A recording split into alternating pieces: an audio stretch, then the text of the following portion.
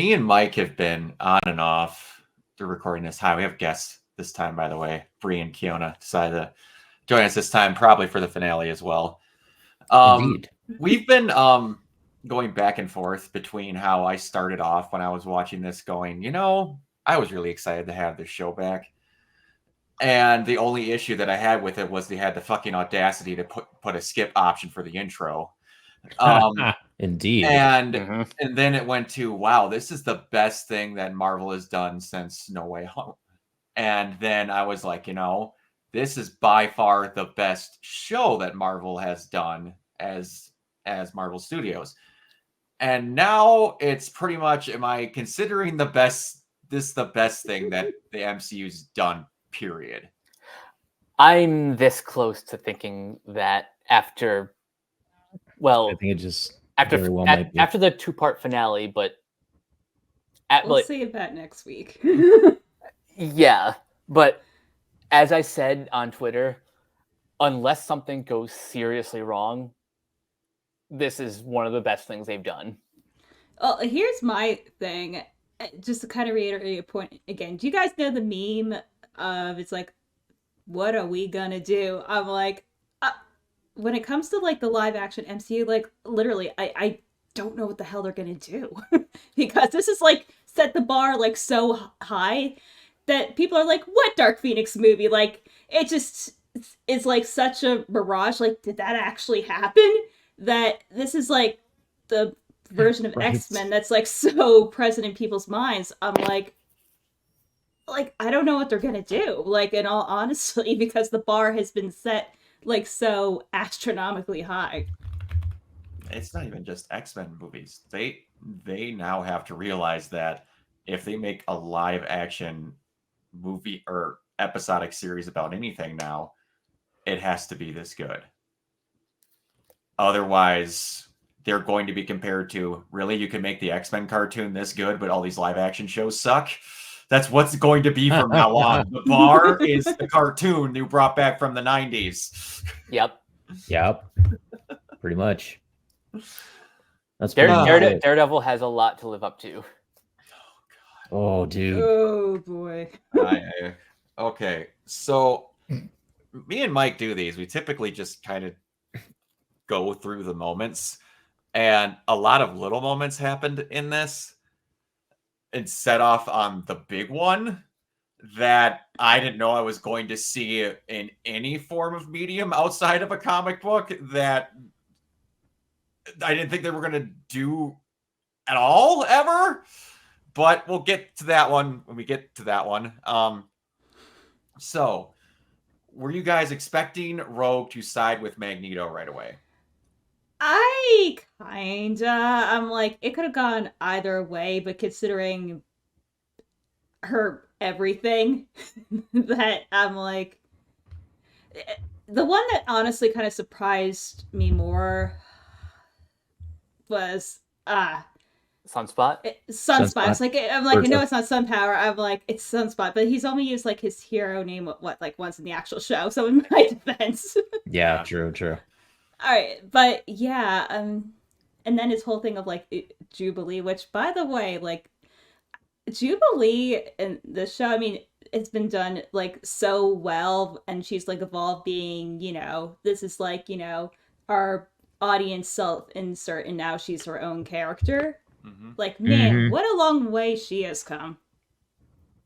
Yeah, the little firework girl that everyone made fun of. Does a mall baby chili fries? Yeah. Yes. Love that line.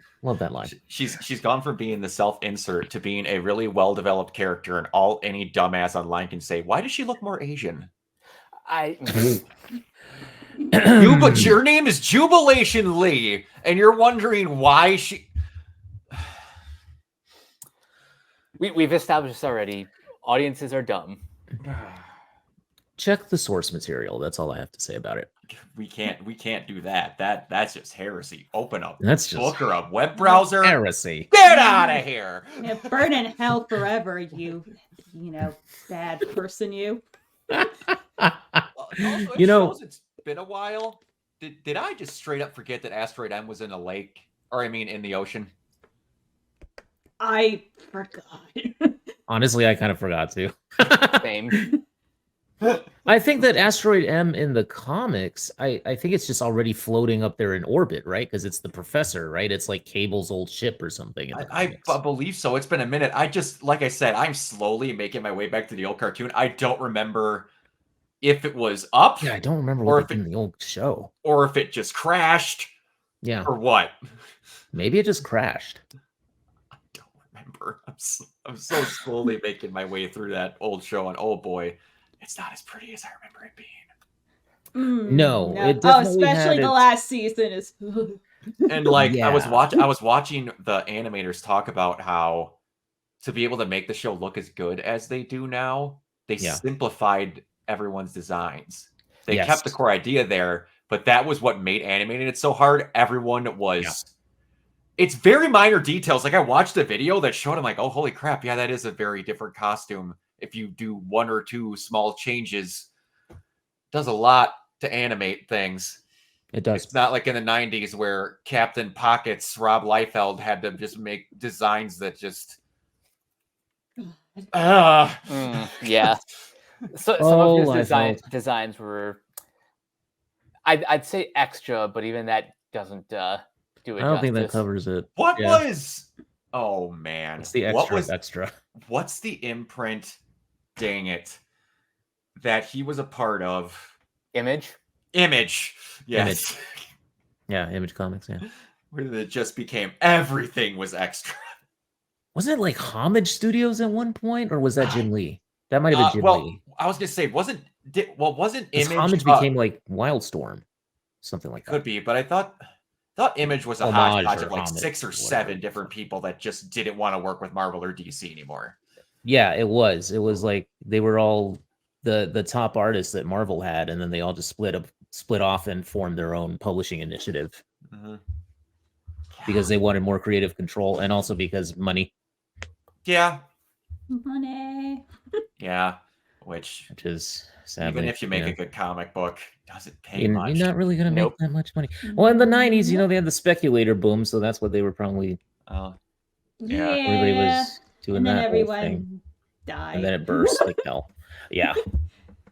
Then we started selling off our stuff to make cartoons, and that's where we are today. Yep. Now it's Speaking just of all cartoons, licensing. we had a couple of cameos. We did. We did. Morph Smash. Morph Smash. But before God. we even got to that point, I would just love the now. It is 2024. The 23-year-old callback to the That was what were you great. expecting? Black leather? Yep. Thank you. I don't care who in the writer's room put that line in. You deserve a raise. Bo DeMeo. Is it DeMeo or DeMaio? DeMeo? I think it's DeMeo. On his Twitter account, he goes, like when he was live tweeting, apparently like during the, when it first premiered last night, he said something about like, we love Bryan Singer's movies, but we had to do it. We just had to do it. Those suits sucked. I'm sorry. I was. I mean, to be fair, the first X-Men movie came out Did what like they a could. year after like The Matrix, and Blade had a similar aesthetic. I mean, that was just basically the Y2K Yeah, look. but Blade looked like Blade in that getup, though. And Matrix. Matrix. I didn't say they were good. I'm just providing a rationale. Yeah. And then and then of course Morrison did it in the comics, so Morrison and Quietly did it in the comics, so it's like They made them look better. Yeah, I would say. I'd say so. They did. I remember watching the special features of the X-Men movie where Hugh Jackman had trouble vaulting over a 2-foot cement wall in those things. Yeah, those can't have been fun to wear. I mean, No. geez. At all. Restrictions all day. Just good Lord. Could not have been fun. No. I love how they're just being unbelievably old school. Like we actually have Jean in the Marvel Girl outfit. Marvel Girl, yeah. Yeah. That also hit me like a sack of bricks. I don't know how it took me until I was 33 years old to figure this out when I was recording these with Mike. I realized it obviously because they always call her Jean Grey. But I was just like, she was the one character where they just went, no, she doesn't get a name. And then I'm like, no, wait. She had one. And they just thought, no, we're just going to call her Jean Grey. Because Marvel Girl kind of sounds... It sounds corny. It does. Yeah. I mean, I do understand. I know. I just love how on a team with Wolverine and Beast, Marvel Girl is the one that sounds corny. Well, I mean, and the funny thing is that they are using it like during the Krakoa era. Hickman brought it back and brought back the costume for her to use. So it's like everything old is new again, I guess. Yeah, it's good. It's good. Yeah. Man, I also have to say that unless like you brought up those cameos, Bree, you do like last episode and now this, you do not get the cock tease me with Spider-Man TAS and not at some point. They have to. Okay. They have to. They have to. I tell you, I made noises I didn't know my body could make when he showed up. And you know what? They better have Prince Eric himself coming back to voice him. Otherwise, I'm going to be so pissed off. Yes. You can't tell me he wouldn't jump on a plane the second he was asked. He's already said it. He's already said it on Twitter. Yeah, absolutely. He's already like. It's like he's the one that never gets anything. I know. And I can't wait to have a cartoon where he's allowed to throw more than 5 punches. I can't believe I never noticed that until I was older and someone pointed that out to me. Standards and practices. Yep. Everyone. That's also why they had lasers back in the 90s, except for Batman the Animated Series, because they went, no, we're not doing that stupid. They were like, oh, hell no, we're not going to do that, man. Laser guns and quote, and then he's also going to throw punches, men or women, because I believe it's Batman Brave and the Bold. To quote exactly, the hammers of justice are unisex. That's great. But okay, anyway. Going back to again some of the writing in the lines, some of the best lines, like I brought up with Mike, I believe it was the last episode, where why do you resist the inevitable? And then Wolverine goes, lady, I got 6 reasons. 6 reasons. And then the most German person on the planet, 9. Wagner goes, no, my friend, 9.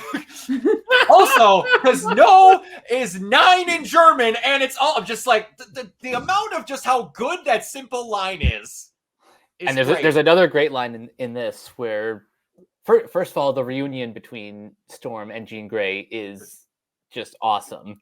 You're gonna bring up the exact line I was going to talk about. Go ahead. Yeah. So the line is, what was it? Make them mind your weather, sister. Make them weather your mind. There we go. Like, that's so simple, but it's so good. And like the worst part is that line should be corny as fuck, but it isn't. It's all in the delivery. The way these voice actors deliver those lines makes it sound poetic. Exactly. Now I know it is not a Shakespearean tour de force that was what happens to a toe when it's struck by lightning.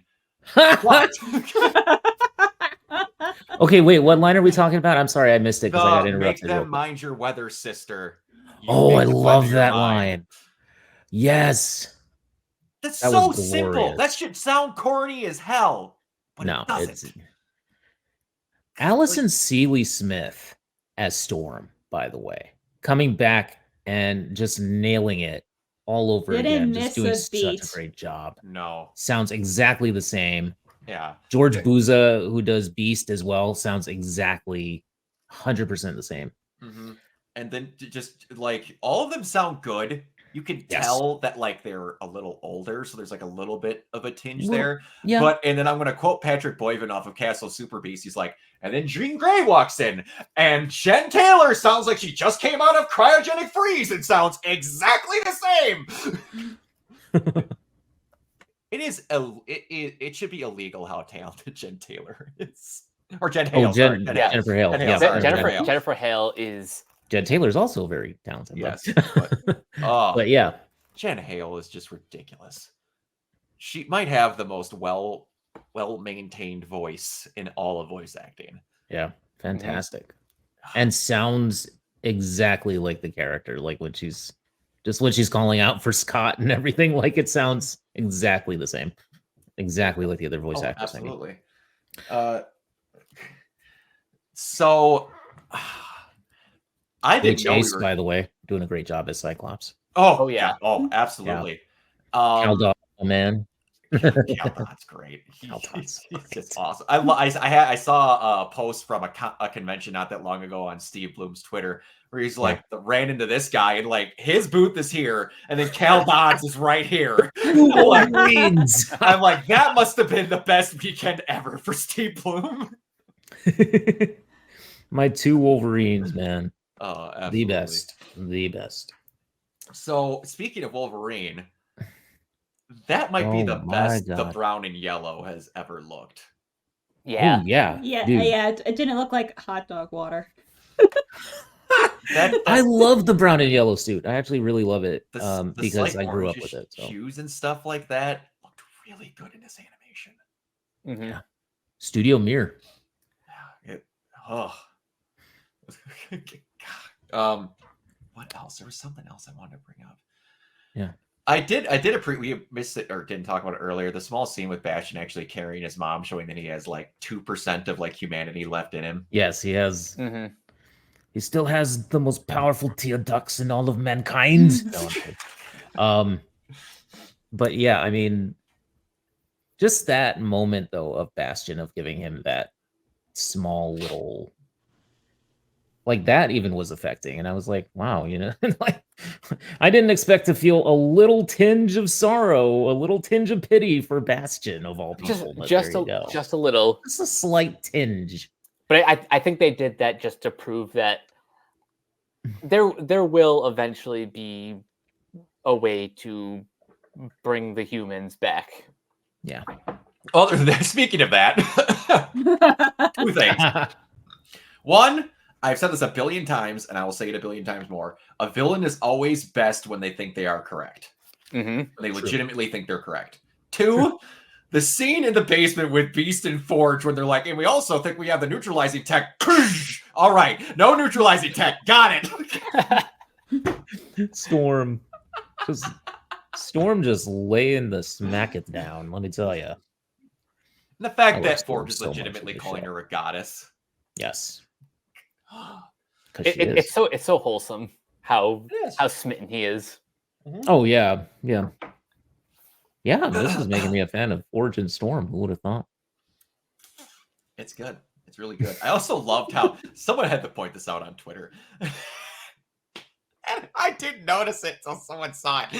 You know how they had the Power Rangers Zeo-esque tubes in the background with everyone's costumes? Oh yeah. Someone on Twitter had to point out, man, why'd I have to make Storm's mannequin black? Oh, God. I'm like, I never noticed that's the only black mannequin there. Oh, that's bad. Oh, boy. Who in the office went, no, they're not going to know that one's Storm's. What? There should have been a, hey, Tim, we don't got to do that. Tim, why aren't you listening to me? Why are you pressing final on that edit, Tim? God damn it, Tim. Tim, you son of a bitch. You son of a bitch, Tim. So, man, I have to bring up again why now I hate X-Men Dark Phoenix ruined part of Magneto for me and part of the plot in this episode. Wait. Let me guess. Are you thinking? What? It just ruined one part? No. It's a specific line of dialogue. You're always sorry, Charles, and there's always a speech, but no one cares. But no one cares. Well, no, there's that. But also, it took until, and again, I could be wrong if they did this in comics, but I never saw it. But up until the Dark Phoenix movie, they were always like, the logic in this somewhat because he has an open slit in the helmet. Mm-hmm. And up until Dark Phoenix, every time Magneto was a problem because he had the helmet. And they're always like, oh no, we need to get the helmet off him. We have a team with 5 telepaths, but we need to get the helmet off him. And then in Dark Phoenix, Jean just goes, crunch. And telepaths the helmet off him. So now every time I get in this damn situation in an X-Men cartoon or a movie, and they're like, we can't get to him. We need to get in close to get the helmet off. And you've got telepaths 2 feet away. It's rude. That's why they had the telekinetics go to the Galapagos Islands. Yes. So, like, you have to account for that bullshit now. But yeah. Yeah, no, you're right about that. That just ruined me. And it hit me like a sack of bricks. Like, how on God's green earth did it take until that just chat stain of a movie for them to have that one moment? That and Jean Grey making Xavier walk up the steps. Not to mention Cyclops' great moment in that movie where he says, fuck off. Heard that Jennifer Lawrence is basically begging to die. Because I think they use her salary to where all the costumes were. Well, you know what? In her defense, I think she had the right idea. Well, you're not wrong. She kind of did. You're not wrong. Kind of did. But anyway, back to this. The fights with the Sentinels and everything are always great. The fight scenes in the show are ridiculous. Fantastic. Yeah. And they're not afraid to be like mean and lethal. No. On top of just, and I think that we've gotten back to base zero at the end of this one because Magneto flipped out on everyone at the end there. And this is also, again, now that I'm thinking about it, I don't remember a time I've ever seen someone stick Magneto's helmet on Xavier to stop him from using his powers. I don't think so either, because if I recall correctly, because I also have to rewatch the original cartoon, like, wasn't there like a big scene where Xavier just like mind fucked the shit out of like Magneto, and that was like the first time he ever had his helmet taken off? I don't remember. It very well could be.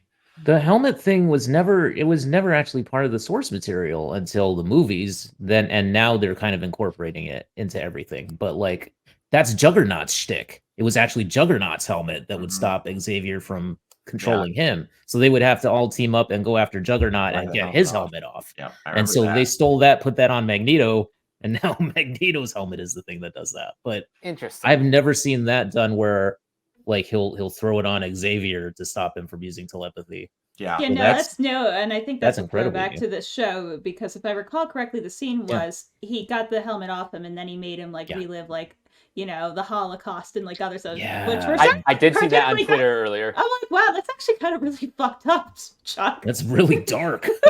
Charles was not in a good place in the comics when he did that to Mags, man. No, and someone posted it on Twitter. I never realized that, like, through all these mediums of stuff like cartoons and movies, that they've actually kept Magneto's number the same on his arm. Yeah. They did. They've never changed it. I never realized that. Never.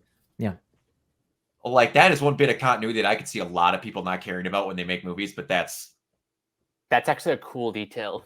It's a very really cool detail. And that leads back to those old X-Men movies. They have really good moments and not great movies. The no needle shall ever touch my skin again with the freaking, just like, that was a great moment. Shit. Oh, it was very great. Yeah. But so yeah, the thing that I mentioned that I never thought we were actually going to see in any form of X-Men media whatsoever. Yes. Kiona is so excited about this. Kiona, go ahead. I'll let you go. So okay, here's the thing, right? As soon as they said, first of all, I saw an interview on YouTube with Cal Dodd. Cal Dodd was like, somebody said, "Oh man, I'm so excited to see you back as Wolverine," and he's like, "Oh, Logan's gonna go through some stuff, man." And I'm just like sitting there going, "Oh, I know what he's talking about. If this happens in this cartoon, this is gonna be insane." And like, Fatal Attractions. As soon as Bo DeMayo's like, read Fatal Attractions, I'm like, fuck. They're gonna do it. They're gonna do it. I don't know how they're gonna do it because that is so violent, but they're gonna do it. So this is the 90s that we're talking about, right? When we're talking about the comics, it's 1993. It's the 30th anniversary of the X-Men coming out here. I'm gonna do a little storytelling here. Story time with Adam Cole, baby. And we're talking like this is the 90s. This is sales stunts. How do we get butts in seats? How do we get dollars in the hands of those poor comic shop managers? You know, how do we get them in the tills? How do we do this? So the X-Men writers have a retreat and they say, why don't we just have Magneto yank the adamantium out of Wolverine? Peter David, great Peter David. Yes. Who I love his Hulk stuff. I love his X-Men stuff. He comes up with that idea to rip the adamantium out of Wolverine. Just brutally do it. And I'm guessing the editors are like, okay, sure, let's do that. I mean, they broke Batman's back and they killed Superman. Let's just yank the adamantium out of Wolverine. Yep. I know it's a sales stunt. 12-year-old me did not give a shit. 12-year-old me was in the shop looking at that comic and going, what the hell happened to my hero? So in a way, you know, I never thought in my life that I would see this adapted for anything. Because it's so out there and it's just so crazy and so violent. Like I said, you know, how do you do this without making it just a blood fest?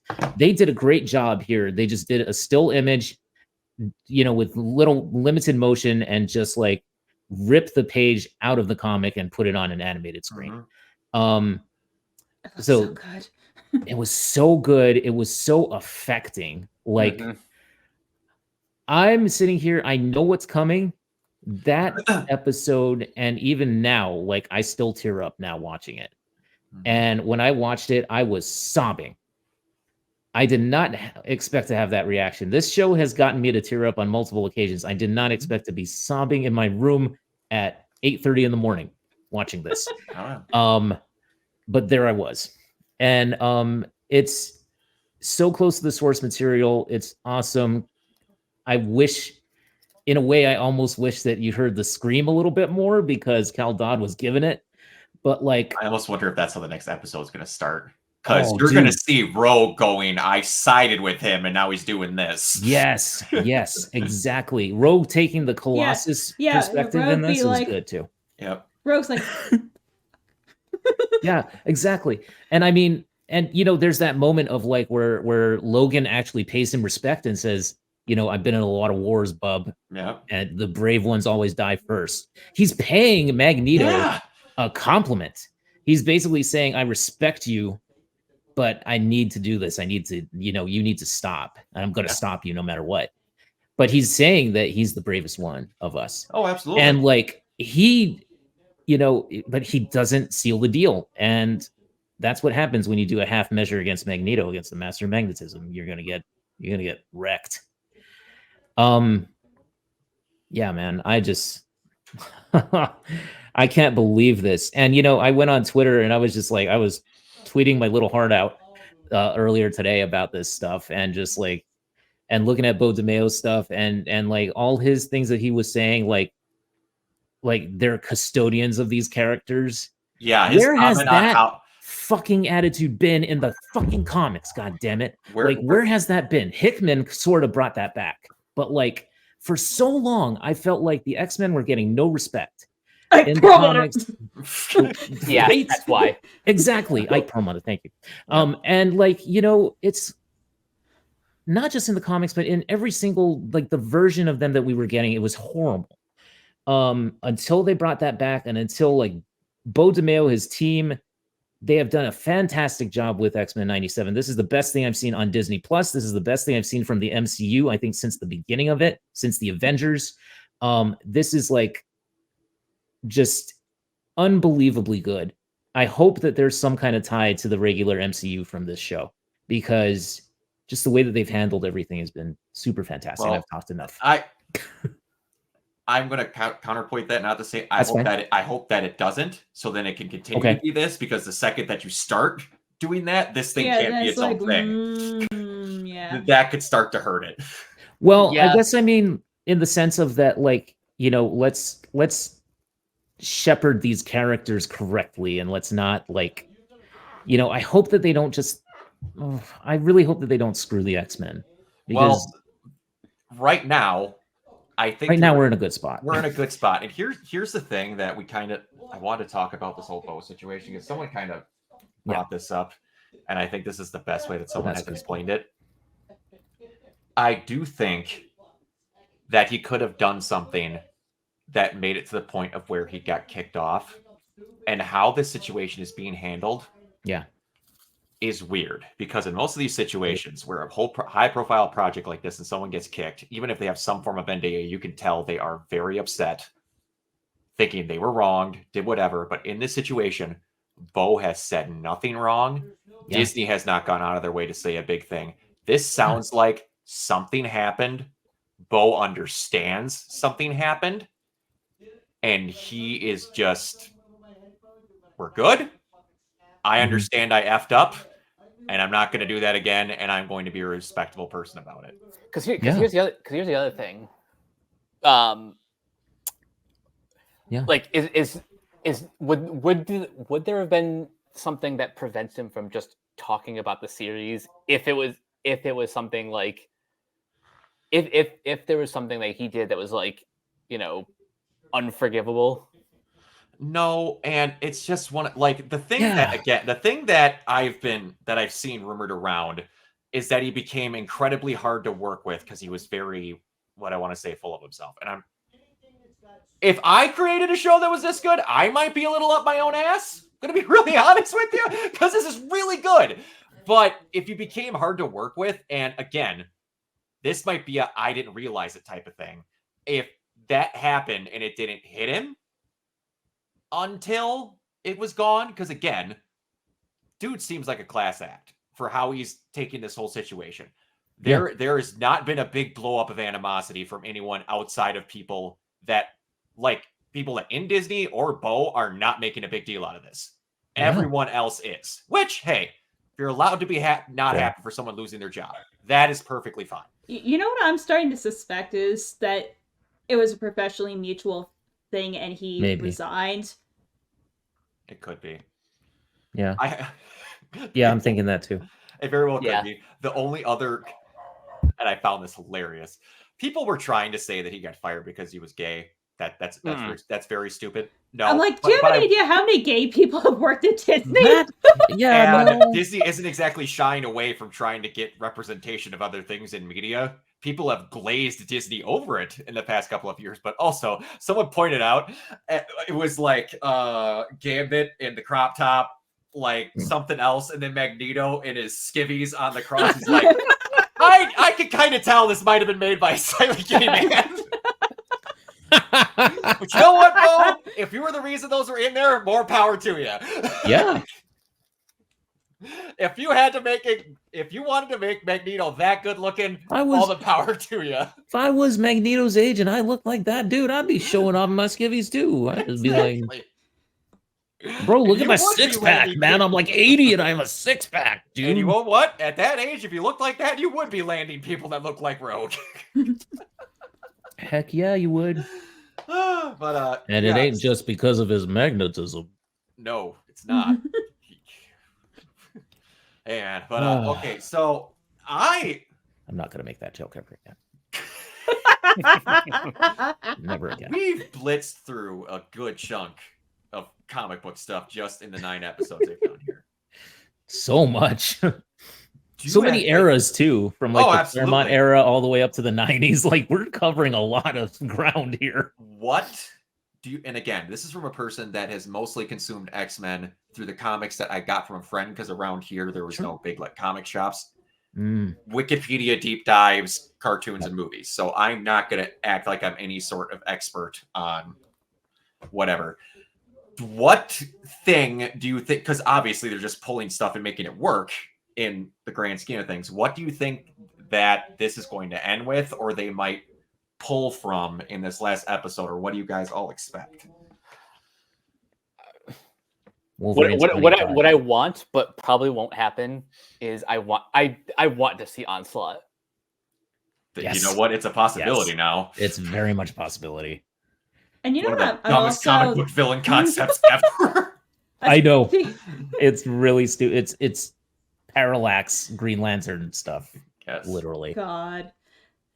Well, this is more like a wish list thing, and I got the kind of hint that Scott is going to be more like an actual like leader next season. Mm-hmm. Who else are they gonna bring that hasn't already been in the show? Because to my knowledge, since Jubilee kind of took over her role for the most part, do you think Shadowcat's gonna come in at some point?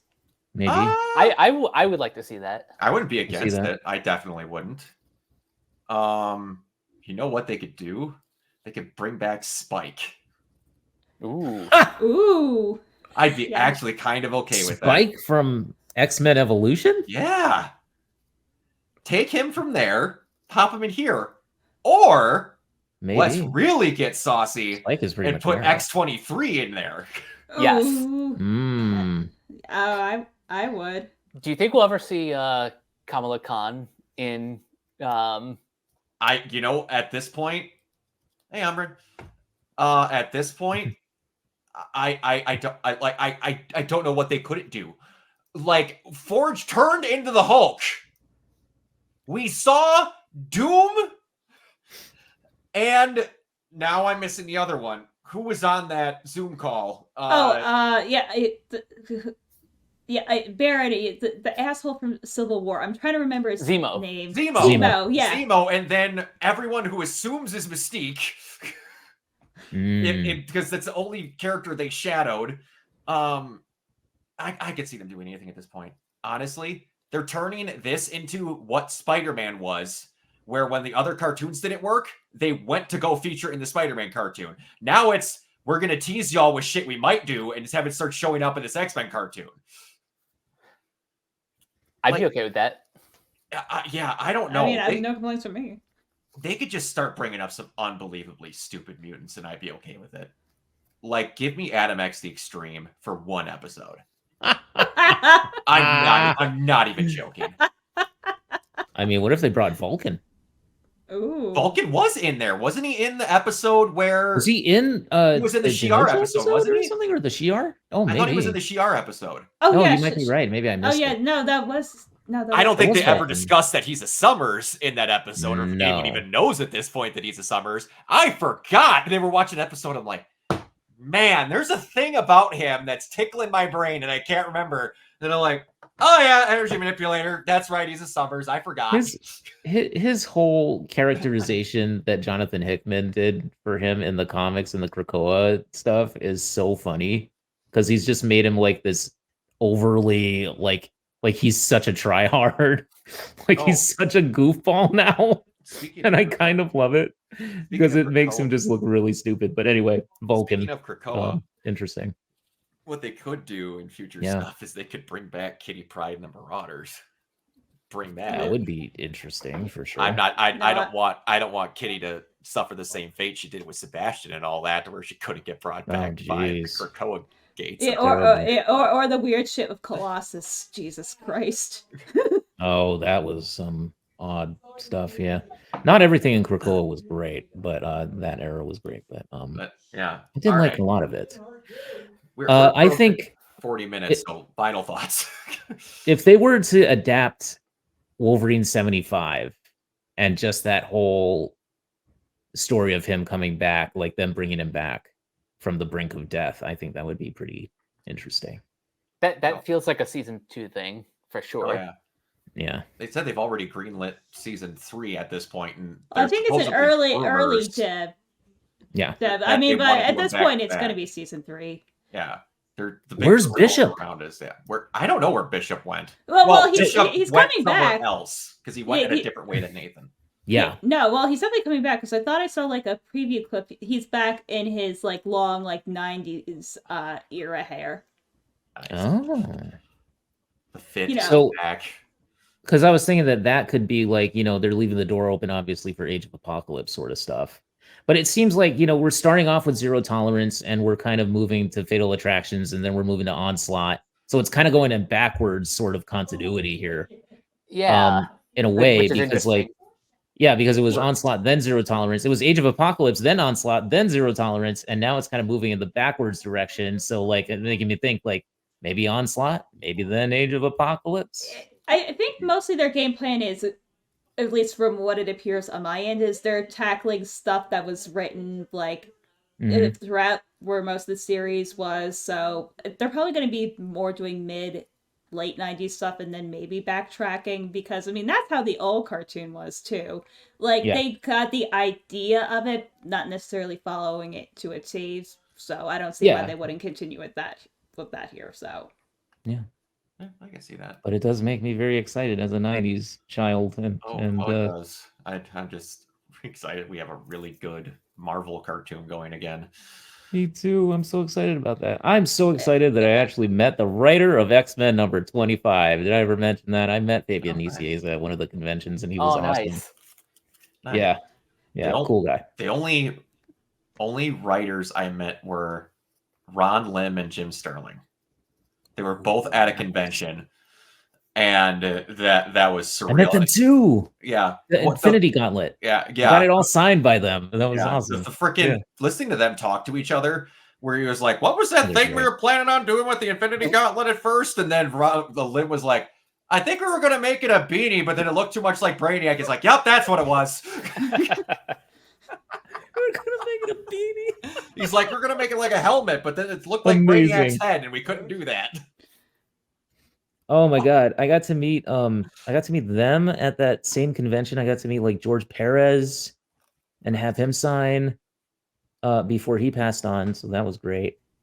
John Romita Jr., who was an artist on Uncanny X-Men at the time, like around the same time that this storyline was going on. And also Chris Claremont, got to meet him too.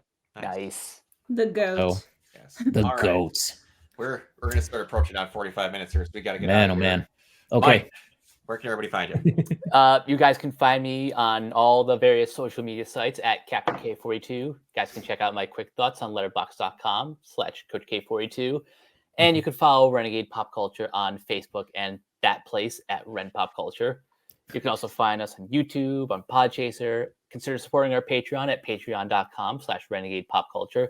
Listen to all of our podcasts on Spotify, Apple Podcasts, or wherever you listen. Pandora. And Pandora. And last but not least, everything can be found at renegadepopculture.com. Need an escape? So do we. Kiana? You can find me on twitch.tv/Neoplasmic. That is where I'm doing my streams. It's where I'm doing the Meltdown with Neoplasmic, which is sort of my live stream interview podcast show. You can also find me on Instagram and Threads at Neoplasmic81 and on Twitter at Neoplasmic24. All right, and Bree. It's right there on the screen. I'm on Twitter, Elon Shithole. Yes. Yeah, I know. I'm so sad my daddy is gone. Anyway. Daddy, come home. Anyway, I'm at Crazy Lemur on Twitter, Lemur's Rule 1 on Instagram. I exist when I'm not writing scripts or doing sound things or missing my husband who needs to come home. All right, and you can find me ever at Organoid Zero, mainly on Twitch and YouTube, and you can follow my Instagram, I guess, since I'm getting more into cosplays, and apparently that's the only place anyone who's cosplayers go. So I'm forced to use it now. All right, until next time, we'll see you all later. Bye.